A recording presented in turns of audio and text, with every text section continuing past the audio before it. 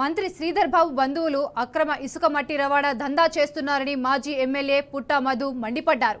మంథని పట్టణంలోని రెడ్డి చెలువులలో మంత్రి బంధువులు 90 లారీల మట్టిని తీసుకెళ్లేందుకు పర్మిషన్ తీసుకొని 11 రోజుల పాటు రాత్రి పగలు తేడా లేకుండా అక్రమంగా మట్టిని తరలిస్తున్నారని ఆరోపించారు.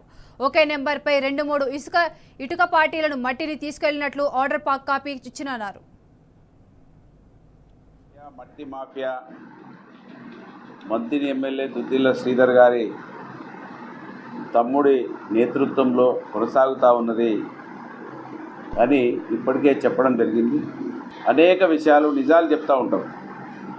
ఆధారాలతో చెప్పినా కూడా వాళ్ళు మంచి ముసుగులో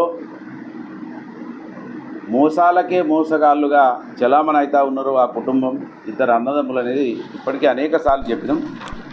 ఇవాళ రెడ్డి చెరువు ముట్ల పేర్ల మీద పర్మిషన్ తీసుకొచ్చి అక్కడ ఇన్ఛార్జు మాజీ కౌన్సిలర్, వీళ్ళ సామాజిక వర్గానికి సంబంధించినటువంటి మాజీ వార్డు మెంబర్, మాజీ వార్డు మెంబర్, ఎమ్మెల్యే వాళ్ళ చుట్టం అందరినీ భయపెట్టించి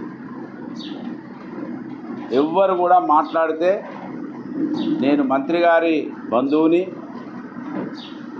మీరెవరు మాట్లాడడానికని కొంతమంది పత్రికా విలేకరులను కావచ్చు, కొంతమంది రైతులను, ఆ చెరువు మీద ఆధారపడి బతుకుతున్నటువంటి రైతులను, మత్స్యకారులను, అధికారులను అందరినీ భయపెట్టించి పర్మిషన్ తీసుకొచ్చిందేమో 90 లారీలకు,